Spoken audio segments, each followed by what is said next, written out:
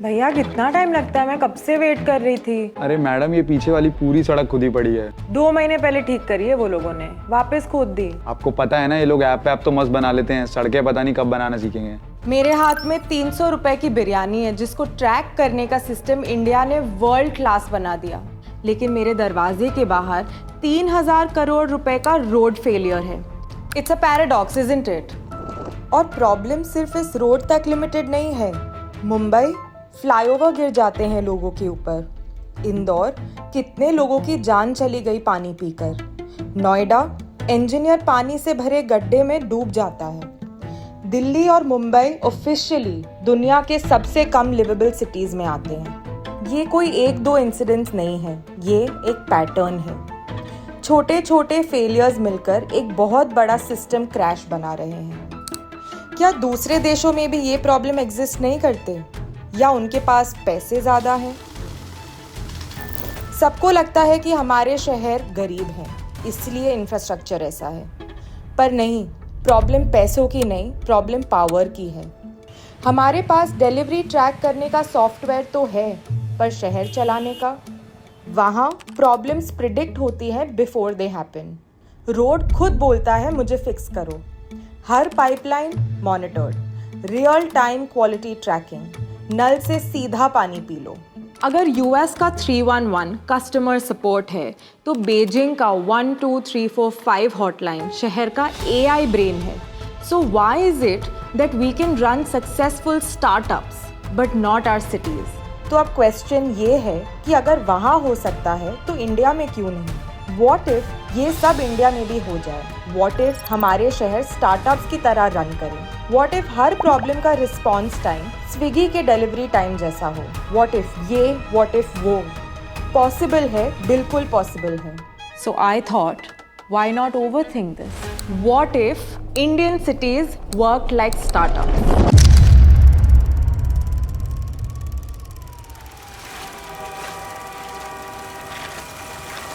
सोचे अगर आपका मेयर कोई अनरीचेबल नेता नहीं बल्कि एक हाई परफॉर्मेंस CEO होता, और एक शहर जहां आप सिर्फ जनता नहीं बल्कि प्रीमियम यूजर्स होते।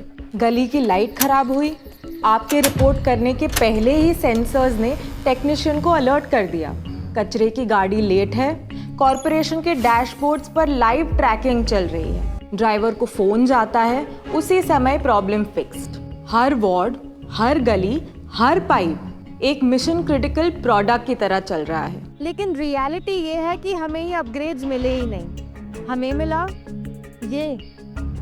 एक इंडिया है जो चांद के साउथ पोल का रास्ता भी ढूंढ सकता है, लेकिन दूसरा जो 10 साल में भी आपके गड्ढे नहीं भर सकता। ये कॉन्ट्रास्ट कोई कोइंसिडेंस नहीं है। इंडिया ने पिछले 10 साल में अपने डिजिटल आर्किटेक्चर को वर्ल्ड क्लास बना लिया, बट हमारा फिजिकल आर्किटेक्चर आज भी वही पुराने ब्रोकन लेगेसी कोड पर चल रहा है। हम अक्सर कहते हैं कि इंडिया कॉम्प्लेक्स है, इसलिए यहाँ के सिस्टम्स काम नहीं करते, बट आई डिसएग्री। अगर एक स्टार्टअप जीरो से शुरू करके मिलियंस ऑफ यूजर्स का लोड संभाल सकता है, तो हमारे शहर क्यों नहीं? प्रॉब्लम कॉम्प्लेक्सिटी की नहीं है, प्रॉब्लम है ऑपरेटिंग सिस्टम की। Stay with me because I am going to introduce the startup playbook to you, a framework that could turn our beta version of cities into the high-performing products, world-class products that we are already paying for. Startup के 3 main principles होते हैं, और अगर सारे ये हम लेके हमारे cities पर अप्लाई करें तो हमारे शहरों के हालात फाइनली बदल सकते हैं। पहला, यूजर सेंट्रिक गवर्नेंस। स्टार्टअप में हर बटन और हर फीचर यूजर के लिए डिजाइन होता है। हम शहर की सिर्फ जनता नहीं हैं, हम उसके यूजर्स हैं। अगर एक प्रोडक्ट अपने यूजर्स को सर्व नहीं कर पा रहा है तो फिर वो प्रोडक्ट तो फेल है ना। जस्ट लाइक एन ऐप, शहर का हर टच पॉइंट हमारे कन्वीनियंस के लिए ऑप्टिमाइज होना चाहिए। अब हमारे फुटपाथ को ही देख लीजिए, इतने ऊंचे बनाते हैं कि कई बार लोग चढ़ ही नहीं पाते और थक कर रोड पर ही चलने लगते हैं। गवर्नमेंट की नज़र में तो वो फुटपाथ बन गया, उन्होंने एक प्रोडक्ट डिलीवर कर दिया, बट यूज़र की नज़र में, यूज़र के एक्चुअल एक्सपीरियंस में तो वो प्रोडक्ट फेलियर है ना। दूसरा, data driven tracking. Startup world में हर चीज़ मेजर होती है, NPS, चर्न और KPIs। हमारे शहरों में प्रॉब्लम अभी ये है कि हम अंधेरे में तीर चला रहे हैं। Now imagine this situation. Officers have dashboards in which they can track everything. Street light कितने दिन में फिक्स हुई, कचरा कितने दिन में पिक हुआ, फुटपाथ पर कितने लोग चले। अगर हम डेटा ट्रैक नहीं करेंगे ना तो सिस्टम को फिक्स करना इम्पॉसिबल है। They say that you can't manage what you don't measure. Exactly that. तीसरा, फ्लैट अकाउंटेबिलिटी। स्टार्टअप्स में अगर कोई फीचर क्रैश होता है तो सीधा पता होता है कि कौन सा डेवलपर जिम्मेदार है। लेकिन हमारे देश में ऐसा भी होता है कि कई सारे लोग मर गए गंदा पानी पीकर, लेकिन हम किसी को जिम्मेदारी नहीं ठहरा पा रहे क्योंकि एक्चुअली किसी को पता ही नहीं है कि किसकी जिम्मेदारी है। So, who is responsible? When I read the 2025-2026 economic survey, it says exactly this. People-centric outcomes are what is going to take us forward. India के शहरों की जब भी बात आती है तो दो बातें ज़रूर सामने आती है। एक कि हमारे शहर शायद गरीब है, इसीलिए इंफ्रास्ट्रक्चर ऐसा है, और दूसरी कि हमारा पॉपुलेशन बहुत ज़्यादा है। लेकिन सच तो ये है कि हमारे शहर गरीब नहीं है। मुंबई का 2026 का बजट था 74,000 करोड़, दिल्ली का 17,000 करोड़, इंदौर का 8,000 करोड़। बिजनेस की दुनिया में ये कोई छोटी कंपनीज नहीं है, ये गॉडजिला साइज यूनिकॉर्न्स हैं जिन्हें हम हर साल हजारों की फंडिंग देते हैं। स्टार्टअप में बर्न रेट मतलब कंपनी हर महीने कितना पैसा फूंक रही है। हमारे शहरों का बर्न रेट तो रिकॉर्ड ब्रेकिंग हो गया ना, लेकिन अकाउंटेबिलिटी जीरो। सोचते हैं हमें क्या, हमारा सिस्टम इंफ्रास्ट्रक्चर हैवी है पर आउटकम लाइट। पैसा तो है लेकिन वो सिर्फ बड़े बड़े कंक्रीट फ्लाईओवर्स में दिखता है, आपकी डेली लाइफ की क्वालिटी में नहीं। रिजल्ट, हजारों करोड़ खर्च करने के बाद भी हम वही 1980s वाली अनकंफर्टेबल जिंदगी जी रहे हैं। इसे कहते हैं द लिवेबिलिटी गैप। 173 सिटीज की ग्लोबल रैंकिंग्स में दिल्ली और बॉम्बे बॉटम हाफ में आते हैं। वियना या ओसाका में वॉकेबल स्ट्रीट्स और साफ हवा कोई लग्जरी नहीं है, बेसिक नॉर्म है। लेकिन शायद प्रॉब्लम पैसों का नहीं, पावर का है।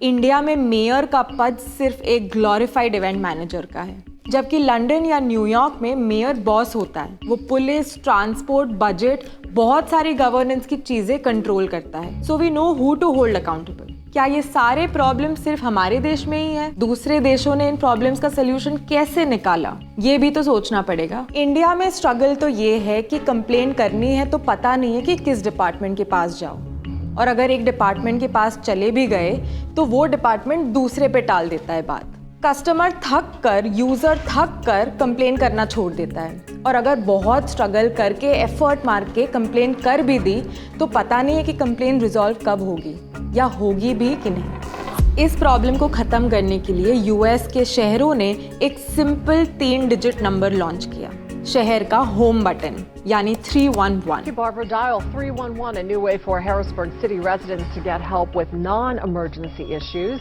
ये कोई फैंसी ऐप नहीं है, ये शहर का सिंगल पॉइंट ऑफ कांटेक्ट है। आपको बस प्रॉब्लम बतानी है, ये डिसाइड करना सिस्टम का काम है कि फाइल किस बाबू के पास जाएगी। आपका काम है फीडबैक देना और सिस्टम का काम है सोल्यूशन डिलीवर करना। If a delivery app had no customer support team, people would stop using it. उसी तरह 311 यूएस के शहरों की कस्टमर सपोर्ट टीम बन गया। इसके पीछे 3 सिंपल लॉजिक काम करते हैं। First, centralised tracking. हर कॉल एक डिजिटल टिकट बनती है, जब तक वो इशू रिजॉल्व नहीं होता ना, सिस्टम में पेंडिंग दिखता है। इससे क्या होता है, अकाउंटेबिलिटी फिक्स होती है। Second, standard timelines. हर काम का एक फिक्स्ड वक्त होता है। Pothole 48 hours, garbage pile 24 hours. अगर वक्त पर काम नहीं हुआ तो सिस्टम ऑटोमेटिकली सीनियर ऑफिसर्स को अलर्ट भेज देता है। And third, data driven governance. जब हजारों लोग एक ही एरिया से पानी की शिकायत करते हैं ना, तो सिस्टम को ऑटोमेटिकली पता चल जाता है कि पाइपलाइन में डिफेक्ट है। ये रिएक्टिव नहीं, प्रोएक्टिव मेंटेनेंस है। This is the customer success model for a city. जब फीडबैक आसान होता है तभी अकाउंटेबिलिटी आती है। अगर यूएस का 311 कस्टमर सपोर्ट है तो बीजिंग का 1 2 3 4 5 हॉटलाइन शहर का एआई ब्रेन है। ये सिस्टम साल में 2.5 करोड़ रिक्वेस्ट हैंडल करता है, along with an AI sentiment analysis. System AI use करके पैटर्न्स और प्रॉब्लम्स सिटीज के आइडेंटिफाई करता है। सोचे कि एक ही एरिया से 10 अलग अलग लोग ट्रैफिक या पार्किंग की कंप्लेन कर रहे हैं। एक नॉर्मल सिस्टम में ये 10 अलग अलग फाइल्स होती जो किसी कबर्ड में धूल खा रही होती, पर एक स्मार्ट सिटी का ऑपरेटिंग सिस्टम इससे बिल्कुल अलग तरीके से हैंडल करता है। क्लस्टरिंग। आर्टिफिशियल इंटेलिजेंस वेट नहीं करता कि कोई ऑफिसर फाइल खोले, वो इन सारे कॉल्स को रियल टाइम में ग्रुप करता है और एक सिस्टमिक बग आइडेंटिफाई कर लेता है। Second, root cause. सिस्टम तुरंत डीबग करता है कि ये जो इशू है वो कहाँ है, क्या कोई डिलीवरी ट्रक रास्ता ब्लॉक कर रहा है या पीछे वाला सिग्नल आउट ऑफ सिंक चल रहा है। And third, the hot fix. बिना किसी मैनुअल ऑर्डर करे सिस्टम सबसे पास वाला जो ट्रैफिक मार्शल होता है उसको एक ऑटोमेटेड वर्क ऑर्डर भेज देता है। प्रॉब्लम सॉल्व होने के बाद सारे 10 यूजर्स को इशू रिजॉल्व्ड का नोटिफिकेशन चले जाता है। इसे उन्होंने गवर्नेंस को रिएक्टिव के बजाय प्रोएक्टिव बना दिया। बीजिंग का रेसिडेंट सेटिस्फैक्शन रेट तकरीबन 90% है, यानी 100 में से 90 लोग जो वहाँ रहते हैं वहाँ की सर्विसेज से काफ़ी खुश हैं। क्यों? क्योंकि वहाँ सेटिस्फैक्शन कॉल बैक होता है। काम खत्म होने के बाद एक रियल इंसान आपको कॉल करके पूछता है कि क्या आप सेटिस्फाइड हैं, क्या काम बिल्कुल सही से हुआ। ये बिल्कुल एक स्टार्टअप के कस्टमर फीडबैक लूप जैसा है। लेकिन ये सिर्फ ग्लोबल कहानी नहीं है, इंडिया में भी हमने ये ऑपरेटिंग सिस्टम टेस्ट किया है। हमारी एक सिटी ने 90s के प्लेग के बाद कचरे के ट्रक्स में GPS लगा दिया और लाइव डैशबोर्ड्स बना दिए। उन्होंने सरकारी ड्यूटी को एक सर्विस प्रॉमिस में बदल दिया और अकाउंटेबिलिटी फिक्स की। वहीं दूसरे शहर ने नल का पानी पीने लायक बना दिया। उन्होंने जल साथी के जरिए घर घर जाकर यूजर फीडबैक लिया और प्रूव किया कि जब आप सिटीजन को सिर्फ टैक्स पेयर नहीं बल्कि एक कस्टमर की तरह ट्रीट करते हो तो वही पुराना इंफ्रास्ट्रक्चर ना वर्ल्ड क्लास रिजल्ट्स देने लगता है। तो जब मैं दूसरे कंट्रीज के सिस्टम्स और उनके सॉल्यूशंस को ओवरथिंक कर रही थी तो समझ में आया कि ओवरऑल हमारे फेलियर्स को 3 स्पेसिफिक बग्स में ब्रैकेट किया जा सकता है। Bug 1, disconnected leadership. हमारा CEO यानी मेयर प्रोडक्ट से डिस्कनेक्ट हो चुका है। Bug number 2, zero feedback loop. आप और मैं, हम प्रीमियम यूजर्स नहीं, सिर्फ एक साइलेंट जनता बनकर रह गए हैं। And bug number 3, outcome light infrastructure. ये तीनों बग्स हमारे शहरों को एक फेलिंग स्टार्टअप बना रहे हैं। लेकिन क्या हम सिर्फ बैठकर सिस्टम के क्रैश होने का वेट करेंगे? नहीं। अगले कुछ मिनटों में मैं आपको दिखाऊंगी कि कैसे हमारे शहरों पर ये स्टार्टअप प्लेबुक अप्लाई हो सकता है। Let's install the first patch, the home button. US के 311 की तरह और बीजिंग के 1 2 3 4 5 की तरह we also need our own hotline number, say 522। दूसरा, द स्टॉप वॉच। हमें शहर के हर इशू पर एक टाइम बाउंड प्रॉमिस चाहिए। कंप्लेन करने के बाद maybe a message that your complain is going to be resolved in the next 2 days, 48 hours। एक स्टार्टअप लॉन्च करने से पहले फाउंडर यूजर रिसर्च और सर्वे करते हैं कि क्या ये प्रोडक्ट की ज़रूरत है भी कि नहीं। आसान भाषा में अगर आपको समझाऊं तो आज हमारे हर ट्रैफिक जैम का सल्यूशन बन गया है फ्लाईओवर। फ्लाईओवर्स प्रॉब्लम सॉल्व नहीं करते, लेकिन वो उसे सिर्फ 2 किलोमीटर आगे शिफ्ट कर देते हैं बिना ये जाने कि यूजर की असली तकलीफ क्या है। हम बस इंफ्रास्ट्रक्चर लॉन्च किए जा रहे हैं। यूजर से तो पूछो कि उन्हें फ्लाईओवर चाहिए या वॉकेबल फुटपाथ्स। अब आप कहेंगे कि नुपुर, ये सब सुनने में तो बहुत बढ़िया है, बट नेता क्यों करेंगे ये सब? उनका क्या फ़ायदा? स्टार्टअप की दुनिया में अगर प्रोडक्ट अच्छा है तो उसकी यूज़र रिटेंशन बढ़ती है, मतलब कि ज़्यादा से ज़्यादा लोग ये प्रोडक्ट यूज़ करेंगे और स्टार्टअप की तरक्की होगी। हमारे सिटीज़ में, हमारे पॉलिटिकल सिस्टम में भी एग्जैक्टली ऐसा है। डायरेक्ट इंसेंटिव्स मिलेंगे नेता को। अगर वो प्रोडक्ट अच्छा बनाएंगे तो ज़्यादा से ज़्यादा यूज़र्स उन्हें वोट देंगे। हमारे नेताओं को समझना होगा कि बेहतर इंफ्रास्ट्रक्चर कोई सोशल सर्विस या चैरिटी नहीं है, it's solid politics. Modern voter को प्रीमियम लाइफ चाहिए। जो डिलीवर करता है वो एक इनविंसिबल ब्रांड बन जाता है। सिंपल लॉजिक है ना। Happy users don't churn, happy users don't switch. एक MLA जो 24 घंटे में गड्ढा भर देता है, उसे इलेक्शन में स्टार कैंपेनर्स की ना जरूरत नहीं पड़ती। There delivery is there marketing. लेकिन बदलाव सिर्फ टॉप डाउन नहीं होता। Let me show you what I mean by that. जब तक हम सरकारों से ये डिमांड कर रहे हैं तब तक हमें एज रेसिडेंट्स हमें शहर की ओनरशिप भी लेनी होगी। इसका सबसे बड़ा एग्जाम्पल है चेन्नई का रोका, यानी residents of Kasturba Nagar association. Adyar के एक छोटे से नेबरहुड से शुरू हुआ ये सफ़र आज चेन्नई का सबसे effective community led waste management model बन चुका है। रोका का मॉडल सिंपल है पर रूथलेस भी है। हर घर सोर्स पर कचरा सेग्रीगेट करता है, वॉलंटियर्स प्रोसेस को मॉनिटर करते हैं और म्यूनिसिपल चैनल्स के साथ मिलकर ये इंश्योर करते हैं कि जो रिसाइक्लेबल, कंपोस्टेबल और रिजेक्ट वेस्ट है वो सही रास्ते पर जाए। उन्होंने लैंडफिल्स पर जाने वाले कचरे का वॉल्यूम काफ़ी हद तक कम कर दिया। शहर तभी बदलते हैं जब वहाँ के लोग एक्टिव बन जाते हैं। हमें 5 साल में सिर्फ एक वोट देने वाली जनता बनकर नहीं रहना है। रोका ने प्रूव कर दिया है कि जब हम कस्टमर्स से हटकर शहर के बीटा टेस्टर्स बन जाते हैं ना, जब हम ओनरशिप लेते हैं तो सिस्टम ज़्यादा एफिशिएंट हो जाती है। बट यू नो व्हाट, सिर्फ मुंबई, दिल्ली या बेंगलुरु को फिक्स करना काफ़ी नहीं है। 2020 में 48 करोड़ लोग शहरों में रह रहे थे, पर 2050 तक ये नंबर 95 करोड़ पहुंचने वाला है। दिल्ली, मुंबई और बेंगलुरु इतने ओवर पॉपुलेटेड क्यों हो रहे हैं?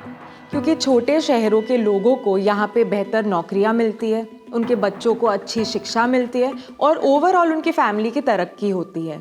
वैसे ही हम टियर 2 सिटीज में ये सब क्यों नहीं दे सकते? If we develop good schools, good offices in say Vadodara, Jaipur, Lucknow, people will move to these cities. बताइए मुझे कि गूगल का ऑफिस पटना में क्यों नहीं हो सकता?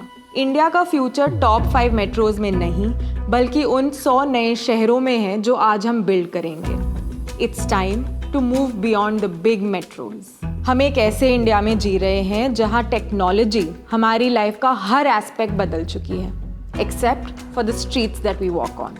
हमने अपने फ़ोन्स को तो अपग्रेड कर लिया, अपने स्टार्टअप्स को अपग्रेड कर लिया, लेकिन अब वक्त है अपने शहरों को अपग्रेड करने का। हमें ये नहीं भूलना है कि we are our cities smartest assets. System को ब्लेम करना ओल्ड वर्जन है, लेकिन सिस्टम को डीबग करना न्यू वर्जन। मुझे नीचे कमेंट सेक्शन में एक ऐसा फीचर ज़रूर बताइए जो आपके शहर में आज के आज अप्लाई होना चाहिए। My name is Nupur and I will see you in the next video.